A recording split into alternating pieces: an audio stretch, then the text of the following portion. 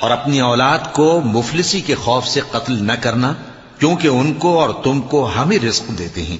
کچھ شک نہیں کہ ان کا مار ڈالنا بڑا سخت گناہ ہے، اور زنا کے پاس بھی نہ جانا کہ وہ بے حیائی ہے اور بری راہ ہے۔ اور جس جاندار کا مارنا اللہ نے حرام کیا ہے اسے قتل نہ کرنا مگر جائز طور پر، یعنی بفتوائے شریعت۔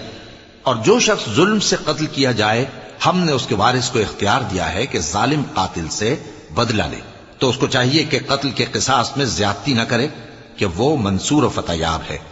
اور یتیم کے مال کے پاس بھی نہ پھٹکنا مگر ایسے طریق سے کہ بہت بہتر ہو، یہاں تک کہ وہ جوانی کو پہنچ جائے۔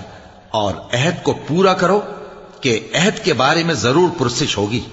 اور جب کوئی چیز ناپ کر دینے لگو تو پیمانہ پورا بھرا کرو، اور جب تول کر دو تو ترازو سیدھی رکھ کر تولا کرو۔ یہ بہت اچھی بات